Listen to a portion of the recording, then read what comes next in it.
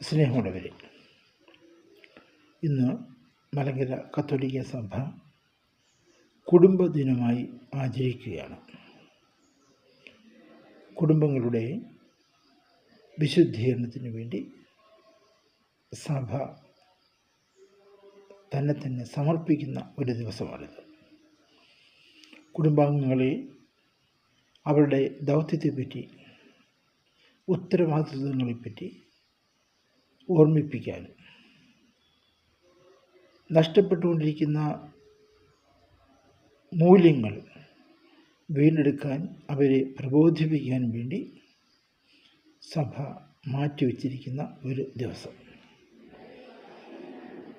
ഇന്ന് നമുക്ക് വായിക്കാൻ കിട്ടിയിരിക്കുന്ന സുവിശേഷ ഭാഗം ലൂക്കാ സുവിശേഷം 15-ാം അധ്യായത്തിൻ്റെ 1 മുതൽ 8 വരെയുള്ള വാക്യങ്ങളാണ്.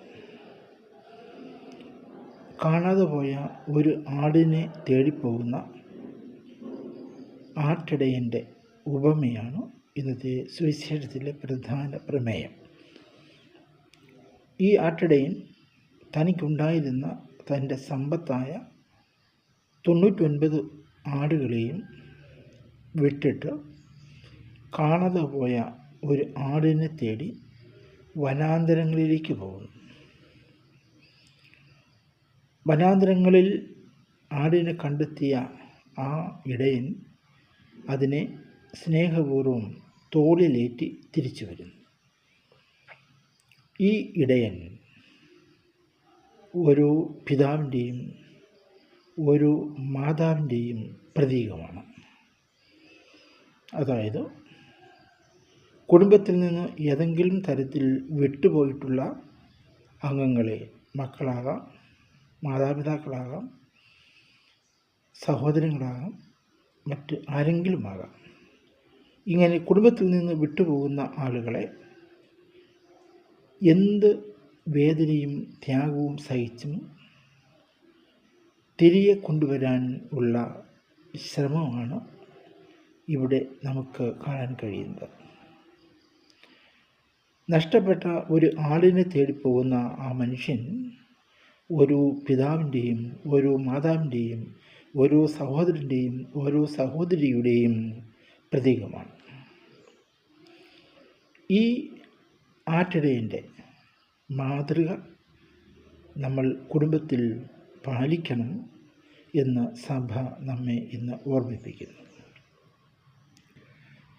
ദൈവത്തിൻ്റെ വചനമായ ബൈബിളിലേക്ക് കടന്നാൽ നമുക്ക് കുടുംബത്തിൻ്റെ മൂല്യം എത്ര വലുതാണെന്ന് മനസ്സിലാക്കാൻ കഴിയും. സൃഷ്ടി തന്നെ ഒരു കുടുംബത്തിൻ്റെ സൃഷ്ടി എന്ന നിലയിലാണ് ചിത്രീകരിച്ചിരിക്കുന്നത്. ഉൽപ്പത്തി പുസ്തകം 1-ാം അധ്യായത്തിൻ്റെ 26-ാം വാക്യത്തിൽ നമ്മൾ ഇങ്ങനെ വായിക്കുന്നു: ദൈവം തൻ്റെ സാദൃശ്യത്തിലും ഛായയിലും മനുഷ്യനെ, വ്യക്തികളെ സൃഷ്ടിച്ചു. 27-ാം വാക്യത്തിൽ നമ്മൾ കാണുന്നത് എങ്ങനെയാണ്? സ്ത്രീയും പുരുഷനുമായി മനുഷ്യനെ സൃഷ്ടിച്ചു എന്ന്. 28-ാം വാക്യത്തിൽ നമ്മൾ വായിക്കുന്നത് ഇങ്ങനെയാണ്: നിങ്ങൾ വർദ്ധിച്ച് പെരുകുവീൻ എന്ന്. ഈ വാക്യഘടന അതിമനോഹരമായ ഒരു കുടുംബ ചിത്രമാണ് നമ്മുടെ മുൻപിൽ അവതരിപ്പിക്കുന്നത്. അതായത് വ്യക്തിയെ സൃഷ്ടിക്കുന്നു 26-ാം വാക്യത്തിൽ. പിന്നീട് വിവാഹത്തെ ദൈവം ഏർപ്പെടുത്തുന്നു. സ്ത്രീയും പുരുഷനുമായി മനുഷ്യനെ സൃഷ്ടിച്ചു എന്ന് പറഞ്ഞുകൊണ്ട് പിന്നെ വിവാഹത്തിൽ നിന്ന് കുടുംബത്തിലേക്ക്, കുട്ടികളുടെ ജനനത്തിലേക്ക് തിരിയുന്നു 28-ാം വാക്യത്തിൽ. വർദ്ധിച്ച് പെരുകുവീൻ എന്ന് പറഞ്ഞുകൊണ്ട്. അപ്പോൾ സൃഷ്ടിക്ക് ഒരു ലക്ഷ്യമുണ്ട്. വ്യക്തിയിൽ നിന്ന് വിവാഹത്തിലേക്ക്, വിവാഹത്തിൽ നിന്ന് കുടുംബത്തിലേക്ക് വളരുന്ന ഒരു വ്യക്തതയുള്ള ചിത്രമാണ് ഈ 3 വാക്യങ്ങളിലൂടെ ദൈവം നമ്മെ പഠിപ്പിക്കുന്നത്. ഇവിടെ പ്രധാനമായിട്ടും നമുക്ക് കാണാൻ കഴിയുന്ന ചില ചിന്തകൾ. 26-ാം വാക്യത്തിൽ മനുഷ്യനെ സൃഷ്ടിച്ചു എന്ന് പറയുന്ന ദൈവം തൻ്റെ സാദൃശ്യത്തിലും ഛായയിലുമാണ് സൃഷ്ടിച്ചതെന്ന് കൂടി എടുത്തു പറയുന്നുണ്ട്. എന്തിലാണ് ദൈവത്തിൻ്റെ ഛായയും സാദൃശ്യവും അടങ്ങിയിരിക്കുന്നത് എന്ന ചോദ്യത്തിന് ആ വാക്യത്തിൽ തന്നെ ഉത്തരമുണ്ട്. നിങ്ങൾ ഭൂമിയിൽ എല്ലാറ്റിൻ്റെയും മേൽ അധികാരമുള്ളവരായിരിക്കുകയും. അപ്പോൾ ദൈവത്തിനുള്ളതായ അധികാരത്തിൽ സൃഷ്ടജാലങ്ങളുടെ മേൽ ദൈവത്തിന് സൃഷ്ടാവ് എന്ന നിലയിലുള്ള അധികാരത്തിന് മേൽ മനുഷ്യനും ഒരു ചെറിയ പങ്ക് നൽകിയിരിക്കുന്നു. 27-ാം വാക്യത്തിൽ ദൈവത്തിൻ്റെ ഛായയെപ്പറ്റി പറഞ്ഞതിന് ശേഷം പറഞ്ഞിരിക്കുന്നത് മനുഷ്യനെ ദൈവം പുരുഷനും സ്ത്രീയുമായി സൃഷ്ടിച്ചുവെന്നാണ്. ആ വാക്യം ഒരു കൊച്ചു കവിതയാണ്. സമാന്തരത എന്ന് പറയുന്ന കവിതയുടെ ഗുണം ഉൾക്കൊള്ളുന്ന ഒരു കവിത. അതായത് 3 പാദങ്ങൾ ഉള്ള ഒരു ചെറിയ കവിത. ആദ്യം ദൈവം തൻ്റെ ഛായയിൽ മനുഷ്യനെ സൃഷ്ടിച്ചു എന്ന് പറയുന്നു.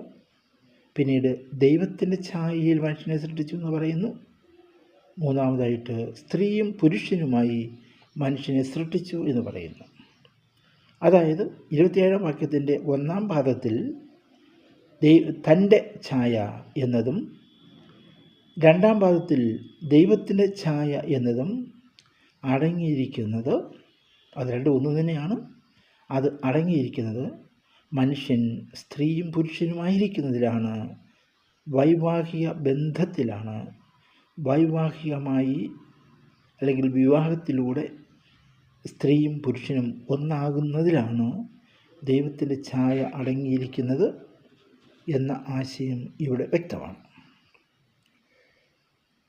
നമ്മൾ വേദപുസ്തകം പരിശോധിക്കുമ്പോൾ, പ്രത്യേകിച്ചും പഴയ നിയമം പരിശോധിക്കുമ്പോൾ നമുക്ക് മനസ്സിലാകുന്ന ഒരു പ്രധാന ആശയം, പഴയ നിയമം പ്രധാനമായും ഒരു കുടുംബ ചരിത്രമാണ്.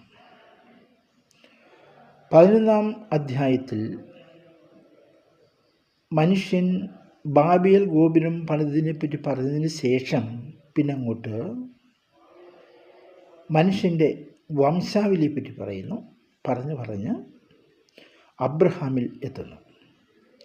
12-ാം അധ്യായത്തിൽ അബ്രഹാമിൽ ആരംഭിക്കുന്ന ഒരു കുടുംബത്തിൻ്റെ ചരിത്രം പറഞ്ഞു തുടങ്ങുന്നു. അബ്രഹാമിൻ്റെ മകനായ ഇസ്ഹാക്ക്, ഇസ്ഹാക്കിൻ്റെ മകനായ യാക്കോബ്, യാക്കോബിൻ്റെ 12 മക്കളിലൂടെ രൂപപ്പെട്ട 12 ഗോത്രങ്ങൾ. പിന്നീട് അവർ ഈജിപ്തിൽ അടിമകളായി തീർന്നത്, മോശയുടെ നേതൃത്വത്തിൽ ദൈവം അവരെ അടിമത്തത്തിൽ നിന്ന് വിമോചിപ്പിച്ചത്, അവർ യോശുവയുടെ നേതൃത്വത്തിൽ കനാൻ ദേശം സ്വന്തമാക്കിയത്, പിന്നീട് സാമുവേൽ പ്രവാചകൻ അവർക്ക് രാജാവിനെ കൊടുത്തത്, ആ രാജാധികാരം യൂദാ ഗോത്രത്തിൽപ്പെട്ട ദാവീദിന് നൽകപ്പെട്ടത്. പിന്നെ അങ്ങോട്ട് രാജാക്കന്മാരുടെ കഥകളെല്ലാം പറഞ്ഞ് 2-ാം അധ്യായത്തിൻ്റെ അവസാനമായി എങ്ങനെയാണ് ഈ രാജ്യം ബാബിലോണിന് വിധേയമായത്, അടിമപ്പെട്ടത് എന്ന് പറഞ്ഞ് അവസാനിപ്പിക്കുന്നു. അതായത് അബ്രഹാമിൽ തുടങ്ങുന്ന കഥ, കുടുംബകഥ, ബാബിലോൺ അടിമത്തം വരെ നീണ്ടു നിൽക്കുന്ന ഒരു കുടുംബ കഥയായി അവതരിപ്പിക്കപ്പെട്ടിരിക്കുന്നു. അപ്പോൾ പഴയ നിയമത്തിലെ പ്രധാനപ്പെട്ട പ്രമേയം അതാണ്. സൃഷ്ടി എന്തിനു വേണ്ടിയാണ്? സൃഷ്ടി കുടുംബത്തിന് വേണ്ടിയാണ്. കുടുംബമാണ് പിന്നീട് രാഷ്ട്രമായും പിന്നെ ലോക ജന സമൂഹമായും വളരുന്നത്. കുടുംബമാണ് മനുഷ്യ സമൂഹത്തിലെ ഏറ്റവും അടിസ്ഥാനപരമായിട്ടുള്ള സമൂഹം. കുടുംബത്തെ കൂടാതെ മനുഷ്യന് മനുഷ്യൻ എന്ന നിലയിൽ ജീവിക്കാൻ പറ്റുകയില്ല. ഇന്ന് നമ്മുടെ സമൂഹത്തിൽ നടക്കുന്ന ചില ദൈവവിരുദ്ധമായ, കൽപ്പനയ്ക്കെതിരായ പ്രവണതകളെപ്പറ്റി നമ്മളൊന്ന് മനസ്സിലാക്കിയിരിക്കുന്നത് നല്ലതാണ്. ഏറ്റവും പ്രായം ചെന്നതിന് ശേഷം വളരെ താമസിച്ച് മാത്രം വിവാഹം കഴിക്കാൻ ആഗ്രഹിക്കുന്ന യുവാക്കൾ, അത് ഒരു തെറ്റായ പ്രവണതയാണ്. രണ്ടാമത്തേത്, വിവാഹം കഴിക്കണ്ട എന്ന് വെച്ച് വിവാഹത്തെ എതിർക്കുന്ന കുറേ യുവാക്കൾ. ദൈവത്തിൻ്റെ സൃഷ്ടിയുടെ ലക്ഷ്യത്തെ ചോദ്യം ചെയ്യുന്ന പ്രവണതയാണ് ഇത്. വിവാഹം കഴിച്ച ശേഷവും കുട്ടികൾ വേണ്ട എന്ന് ആഗ്രഹിക്കുന്ന ആളുകൾ. ഒരു പക്ഷേ കുട്ടികൾ ജനിച്ചാലും അത് അവർ ഒന്നോ അല്ലെങ്കിൽ രണ്ടോ മതി എന്ന് നിർബന്ധം പിടിക്കുന്ന കുടുംബ പ്ലാനിങ്, ഇതും ദൈവത്തിൻ്റെ കൽപ്പനയ്ക്ക് വിരുദ്ധം തന്നെയാണ്. വർദ്ധിച്ച് പെരുകുക എന്ന കൽപ്പന കൊടുത്തുകൊണ്ടാണ് ദൈവം മനുഷ്യനെ സ്ത്രീയും പുരുഷനുമായി സൃഷ്ടിച്ചത് എന്ന് ഉൽപ്പത്തി പുസ്തകം 1-ാം അധ്യായത്തിൻ്റെ 27-ഉം 28-ഉം വാക്യങ്ങളിൽ നിന്ന് നമുക്ക് മനസ്സിലാക്കാൻ കഴിയും. കുടുംബത്തിൽ മൂല്യങ്ങൾ പലതും നഷ്ടപ്പെട്ടു പോകുന്നു. പ്രധാനമായിട്ടും ബന്ധങ്ങൾ നഷ്ടപ്പെട്ടു പോകുന്നു. മനുഷ്യൻ ബന്ധങ്ങൾ പഠിക്കുന്നത് കുടുംബത്തിലാണ്. ബന്ധങ്ങളാണ് മനുഷ്യനെ സമൂഹമാക്കി രൂപപ്പെടുത്തുന്നത്. മനുഷ്യൻ വെറും വ്യക്തിയല്ല, മനുഷ്യൻ വ്യക്തിത്വത്തോടൊപ്പം സാമൂഹികതയും ഉള്ള ജീവിയാണ്. ഈ സാമൂഹികത എന്നത് മനുഷ്യന് മാത്രമേ സാധ്യവുമാവുകയുള്ളൂ. കുടുംബം മറ്റെങ്ങും നിലനിൽക്കുന്നില്ല, മറ്റൊരു സൃഷ്ടങ്ങളിലും നിലനിൽക്കുന്നില്ല. മൃഗങ്ങൾ, അവയ്ക്ക്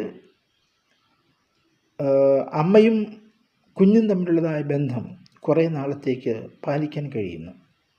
പക്ഷേ കുറേ കഴിയുമ്പോൾ ആ ബന്ധം ഇല്ലാതാകുന്നു. എന്നാൽ മനുഷ്യൻ അങ്ങനെയല്ല.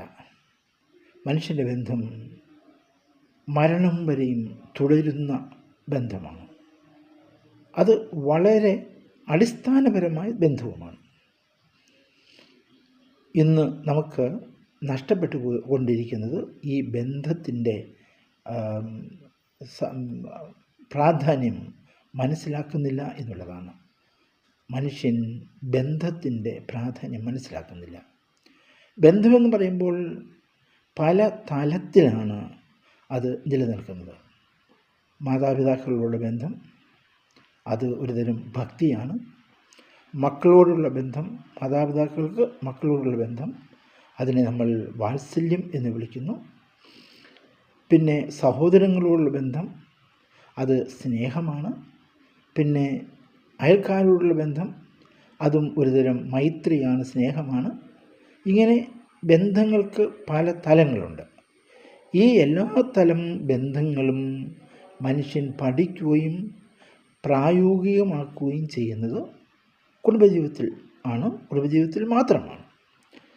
അപ്പോൾ ഈ കാര്യങ്ങളെല്ലാം നമ്മുടെ ചിന്തയിൽ സൂക്ഷിക്കുവാൻ, എവിടെയെങ്കിലും ഏതെങ്കിലും കുടുംബ മൂല്യം നഷ്ടപ്പെട്ടു പോകുന്നെങ്കിൽ അത് വീണ്ടെടുക്കാൻ നമ്മെ തന്നെ സമർപ്പിക്കുവാൻ സഭ നമുക്ക് നൽകിയിരിക്കുന്ന ഒരു മനോഹര ദിവസമാണ് ഇന്ന് എന്ന് നമുക്ക് ഓർക്കാം. നമ്മൾ ആദ്യം കണ്ടതുപോലെ ആ ആട്ടിടയനെപ്പോലെ നഷ്ടപ്പെട്ട ഒരു ആടിനെ തേടി മറ്റെല്ലാം തൻ്റെ സമ്പത്ത് മുഴുവനും ഉപേക്ഷിച്ച് വനാന്തരങ്ങളിലേക്ക് പോകുന്ന ആ ആട്ടിടയൻ നമ്മിൽ ഓരോരുത്തരുടെയും ജീവിത മാതൃകയായി തീരട്ടെ എന്ന് നമുക്ക് പ്രാർത്ഥിക്കാം. അത് നമുക്ക് പ്രായോഗികമാക്കാം. ദൈവം നമ്മെ അനുഗ്രഹിക്കട്ടെ.